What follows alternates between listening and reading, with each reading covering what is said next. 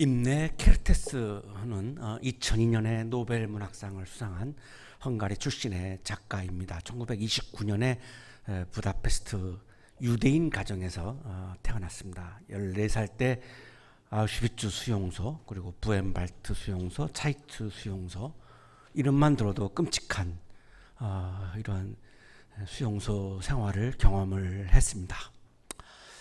2차 세계대전이 끝나고 1945년이죠. 부다페스트로 돌아왔고 1975년에 운명이라고 하는 작품을 썼습니다. 본래 제목인 헝가리어로는 소르슈 탈란 샤그인데 운명 없음이라고 하는 뜻을 지니고 있는데 우리나라에서는 운명으로 그렇게 번역을 했습니다. 14살 때 자기가 수용소에 끌려가서 경험했던 것들을 담은 자서전적인 그런 소설입니다. 주인공이 14살 난 소년 르지입니다. 버스를 타고 가는데 갑자기 영문도 모르는 채 버스를 타고 가다가 끌려 나오고, 그리고 한 번도 가본 적이 없는 아우슈비츠에 도착을 했습니다. 그리고 부엔발트, 차이츠 수용소로 계속 옮겨 다니게 되는데, 정말로 악명 높은 그런 수용소를 전전하면서 14살의 나이에 매일 죽음과 마주쳤습니다. 죄인들이 가는 곳인데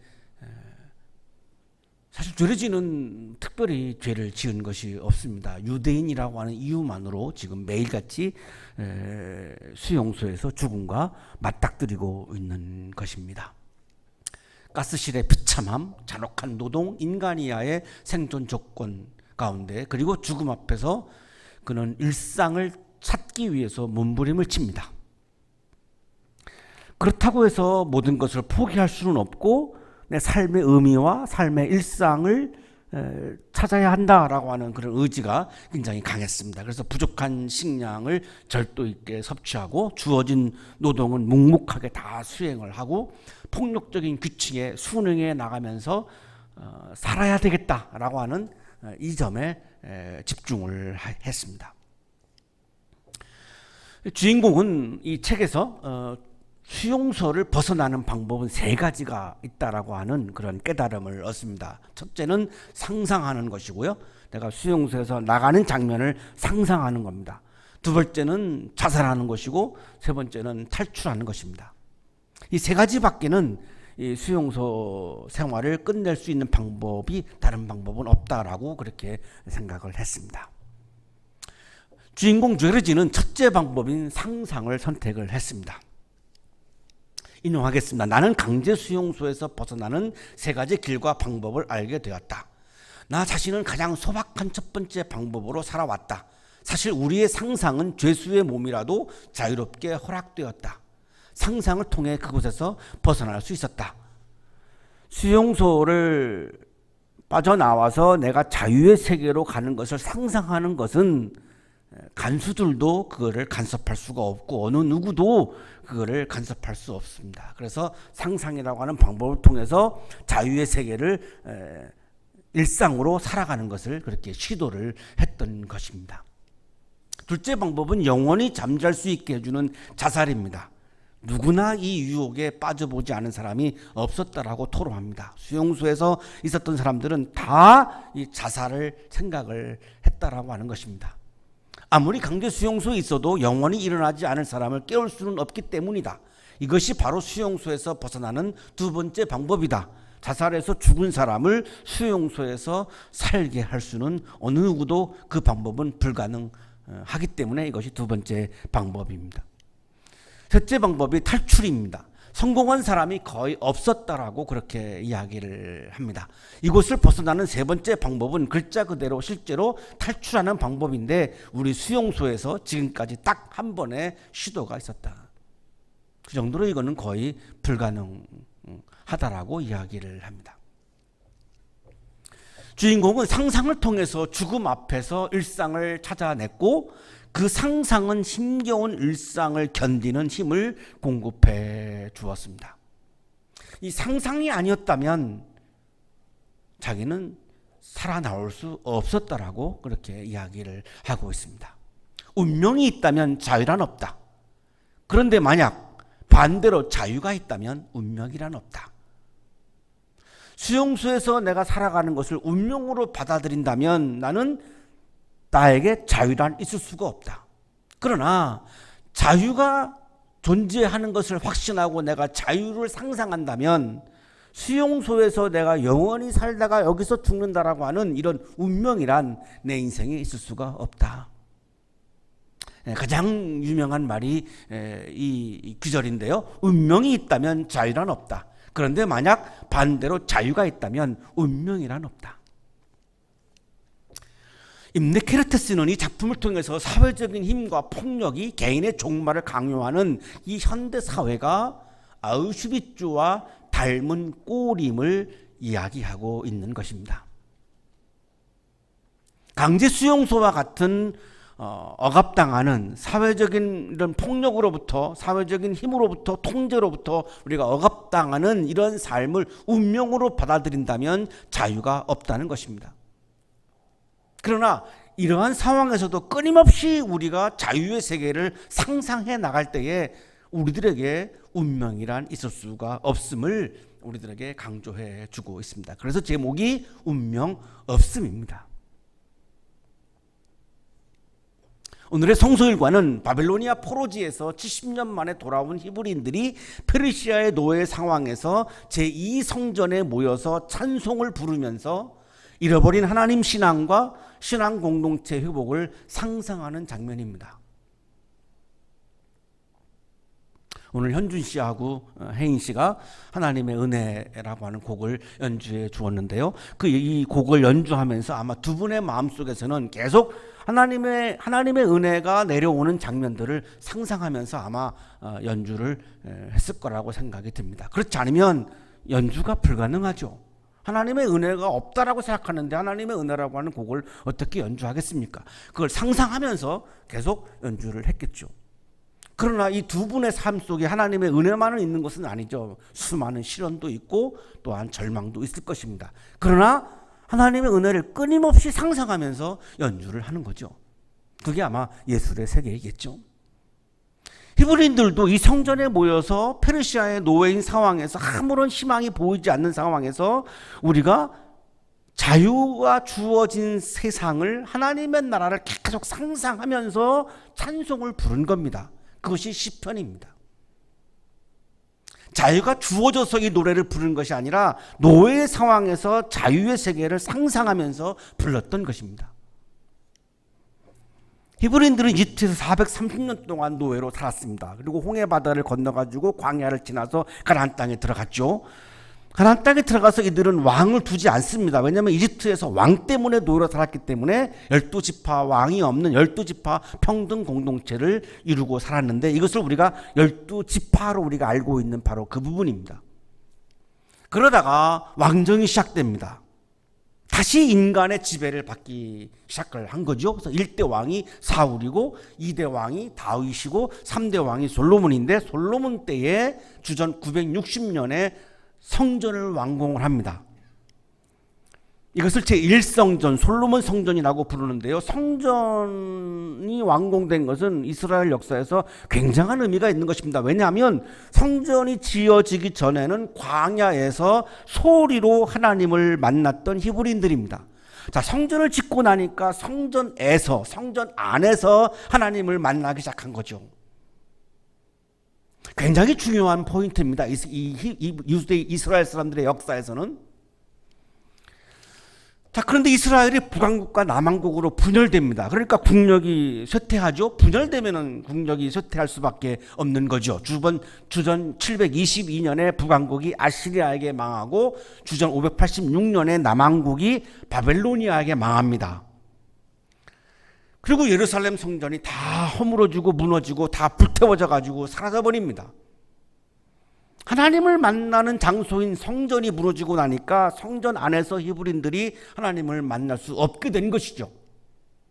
그러니까 신앙은 자꾸만 추락할 수밖에 없죠. 하나님을 만나는 경험을 못하니까 신앙은 추락할 수밖에 없는 거죠.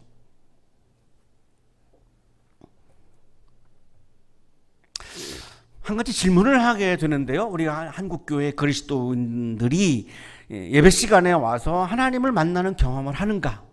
아니면 그냥 교회 생활을 하기 위해서 예배당에 오고 있는 것인가라고 하는 질문을 하게 됩니다. 왜냐하면 히브리인들이 성전이 무너지고 나서 하나님을 만나는 경험을 하지 못하면서 신앙이 계속해서 추락해 갔으니까요.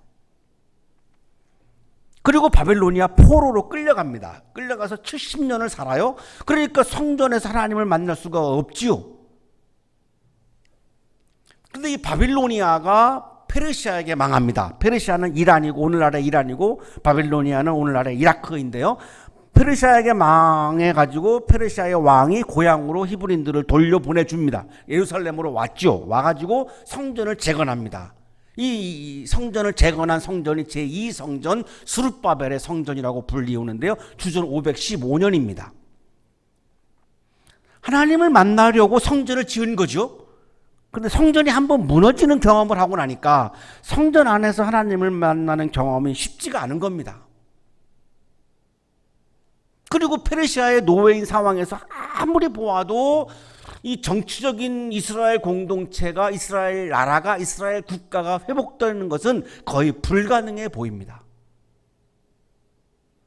그때 히브리인들이 성찰하죠. 우리가 왜 망했지? 우리가 왜 나라를 잃어버렸지?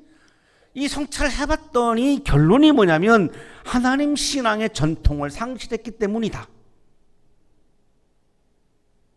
신앙 공동체로서의 정체성을 우리 이스라엘이 상실했기 때문이다라고 하는 것을 발견하게 되었고, 그 이후에는 신앙 공동체로서의 이스라엘의 회복을 상상합니다.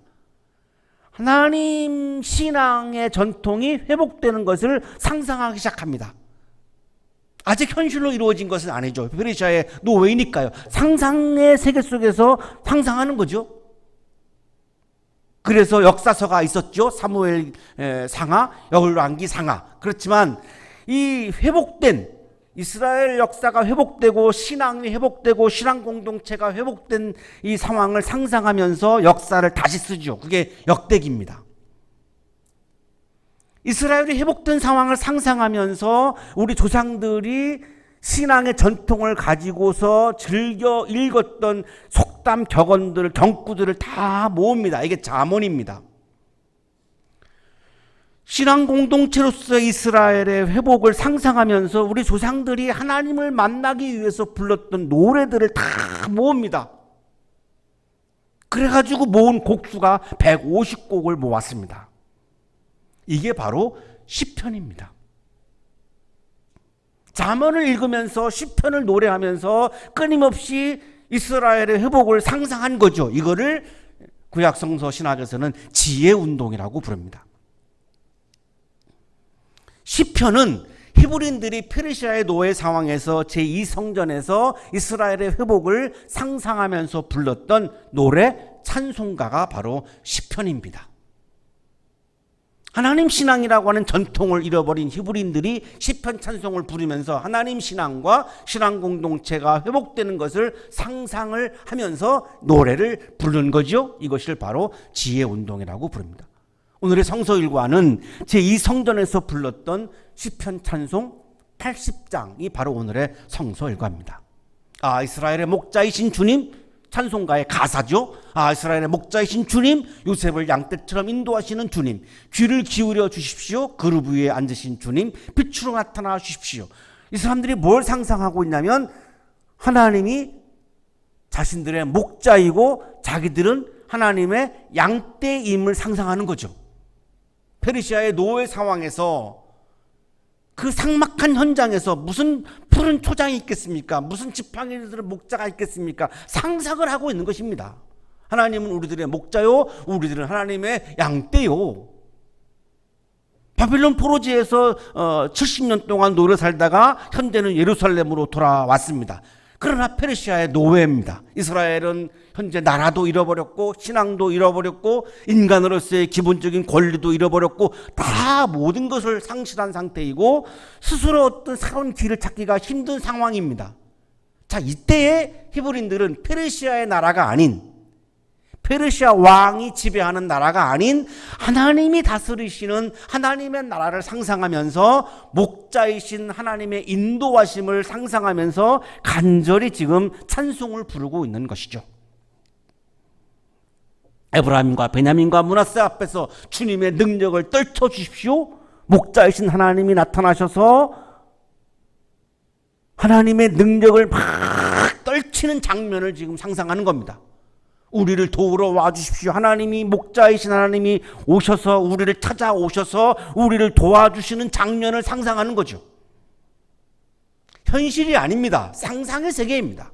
이것을 상상하면서 지금 찬송을 부르고 노래를 부르고 있는 거죠. 하나님 우리를 회복시켜 주십시오. 우리의 신앙이 정치적인 공동체는 잃어버렸지만 신앙 공동체는 가능하니까요. 신앙 공동체가 회복된 장면을 상상하는 거죠. 우리를 회복시켜 주십시오. 우리가 구원을 받도록, 우리가 페르시아의 노예로부터 구원된 장면을 상상하는 거죠. 주님의 빛나는 얼굴을 나타내어 주십시오. 주님께서 우리들에게 은혜를 베풀어 주시는 장면을 상상하는 겁니다. 그걸 상상하면서 간절히 지금 찬송을 부르고 있는 거죠. 이완진 교수의 주석입니다. 주의 얼굴빛을 비추소서는 민수기의 사제 축복문과 시편 4장 7절에도 나오는 표현으로 은총을 베풀어 달라는 말이다. 하나님의 얼굴이 우리 앞에 나타나는 것을 말하는 것이 아니라 하나님이 우리에게 은혜를 베풀어 주시는, 오늘 성가 찬양 연주의 가사가 그런 거였는데요. 하나님의 은혜, 하나님께서 우리들에게 은혜를 베풀어 주시는 장면을 지금 상상하면서 찬송을 부르고 있는 거죠. 코로나 상황에서 우리가 지금 상상해야 하는 것은 하나님이 우리의 목자이시고 우리를 찾아와 주셔서 하나님의 능력을 떨쳐주시고 우리를 도와주시고 우리를 구원해 주시고 우리에게 은혜를 베풀어 주시는 장면들을 우리는 지금 상상해야 하는 거죠. 주만군의 하나님, 하나님의 호칭이 바뀌고 있습니다. 3절까지는 하나님 그랬습니다. 히브리어로 엘로힘. 4절에 와서 만군의 하나님으로 바꿉니다. 히브리어 성서의 엘로힘 체바오트인데요. 모든 군대를 다스리는 하나님. 그렇다면 페르시아 군대도 다스리는 하나님입니다. 모든 세상의 모든 군대를, 페르시아 군대까지도 다스리시는 하나님, 이렇게 호칭이 바뀌죠. 모든 군대를 다스리는 하나님을 상상하는 거죠. 얼마나 오랫동안 주님의 백성들이 올리는 기도를 노엽게 여기시렵니까? 페르시아 군대를 포함한 모든 세상의 군대를 다 다스리는 하나님을 상상하면서 기도에 응답하달라고 지금 간절하게 찬송하고 있죠. 하나님을 상상하고 있는 겁니다. 이걸 우리는 신앙이라고 부르는 겁니다. 물질이 나에게 주어지는 것을 상상하는 것은 그냥 인간적인 거지, 그게 나쁘다라는 말씀이 아닙니다. 그건 인간적인 거고, 하나님을 상상하는 것을 우리는 신앙이라고 부르는 거죠. 물질이 주어지는 것을 상상하는 것은 그냥 인간적인 겁니다. 그 신앙의 영역이 아니죠. 주님께서 그들에게 눈물의 빵을 먹이시고 눈물을 물리도록 마시게 하셨습니다. 바빌로니아 포로지를 지금 기억하고 있는 거죠. 바빌로니아 포로지에서 70년 동안 눈물의 빵을 먹었던 그것을 기억하고 있는 겁니다. 우리를 우리의 이웃에게 시비거리가 되게 하시니 원수들이 우리를 비웃습니다. 바벨로니아 포로지에서 70년 동안 바벨로니아 사람들이 노예인 우리들을, 나를 바라보면서 비웃었던 그런 것들을 지금 기억하고 있는 것입니다. 비참했죠.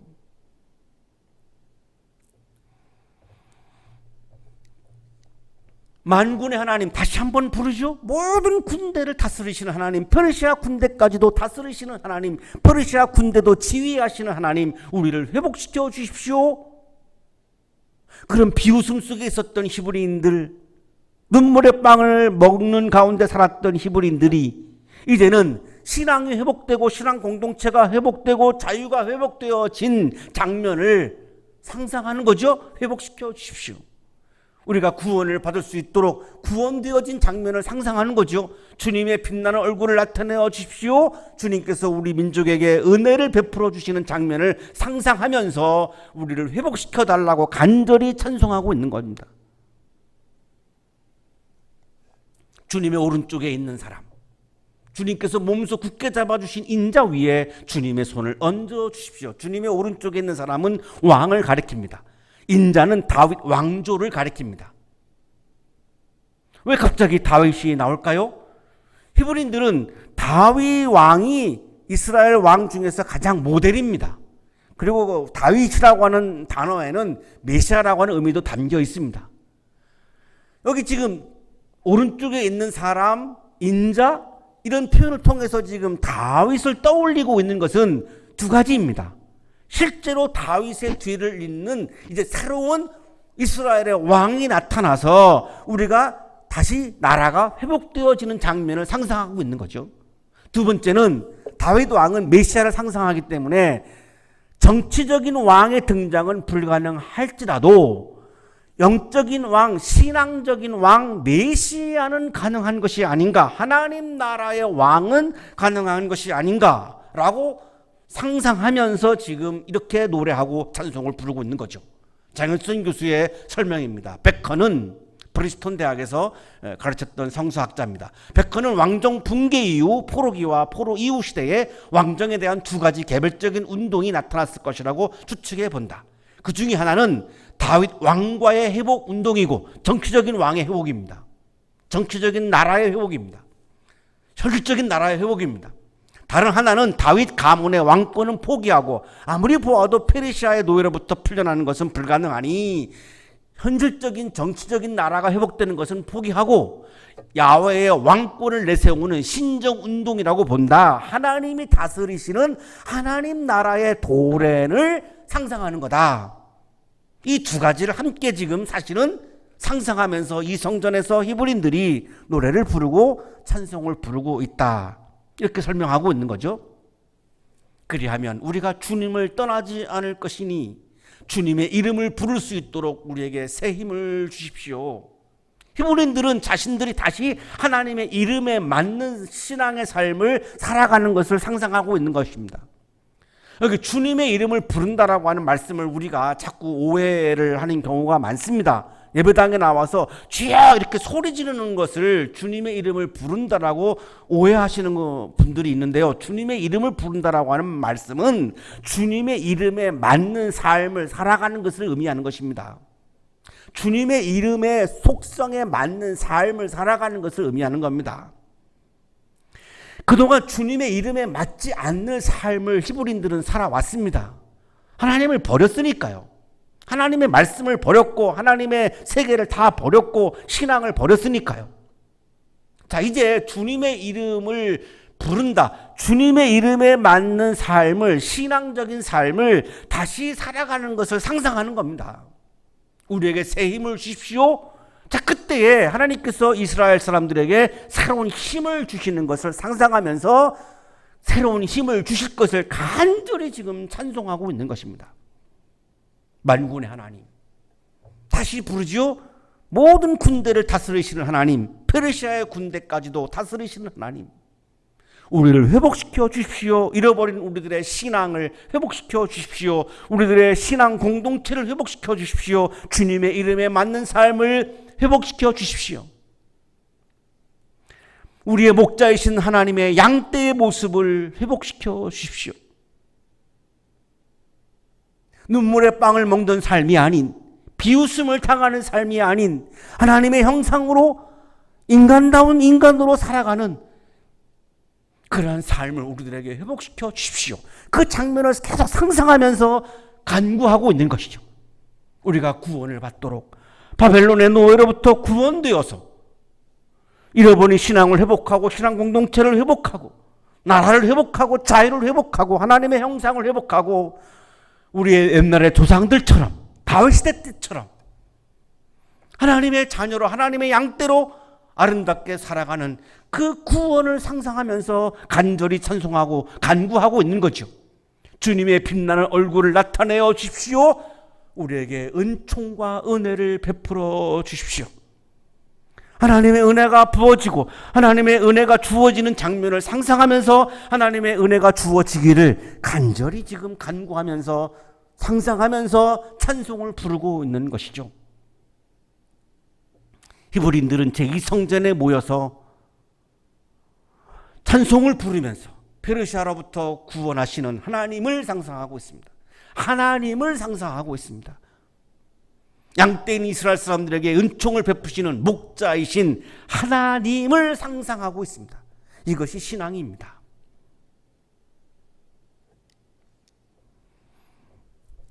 대림절이 오늘부터 시작되었습니다. 예수 그리스도를 기다리는 계절입니다. 영어로는 애드벤트, 라틴어로는 아드벤투스, 미래를 의미하는 단어가 라틴어 아드벤투스가 영어로 애드벤트입니다. 그리스어로는 파루시아입니다. 미래에서 현재로 진행되는 시간입니다. 현재에서 미래로 가는 시간을 의미하는 것이 아니라 파루시아 아드벤투스라고 하는 단어는 미래가 현실로 오는 시간, 미래가 현실로 도래하는 시간을 의미합니다. 예수 그리스도께서 미래에서 현실로 우리들이 살고 있는 삶의 세계로 오시는 겁니다. 이거를 상상하고 이거를 간구하는 계절이 대림절입니다. 예수님이 오셔서 여기에, 지금 여기에 하나님의 나라를 완성하실 것입니다. 하나님의 나라가 지금 여기에서 완성되어져 가는 것을 상상하고 그것을 간구하고 그것을 기다리는 계절이 바로 대림절입니다. 예수 그리스도의 오심과 하나님 나라의 도래를 상상하면서 또한 그것을 간구하는 대림절기가 되셔서 코로나 상황에서도 아름다운 삶을 끊임없이 상상하며 하나님의 나라를 상상하며 구원의 나라를 끊임없이 상상하며 거기에서 나오는 힘으로 힘겨운 일상을 이겨내시는 여러분들의 삶이 되시기를 주님의 이름으로 축복합니다. 거룩하신 주님, 하나님을 상상하지 못하고 우리들의 욕망의 세계를 상상했음을 고백합니다. 우리를 긍휼히 여겨 주시고 우리에게 믿음을 주셔서 우리의 욕망의 세계가 아닌 하나님을 상상을 하는 것을 회복하게 하여 주셔서 아무리 힘든 일상이라 할지라도 하나님을 상상하는 것으로부터 주어지는 하나님의 힘으로 힘겨운 일상을 이겨내는 우리들의 삶이 되게 하여 주시옵소서. 예수 그리스도의 이름으로 기도하옵나이다. 아멘.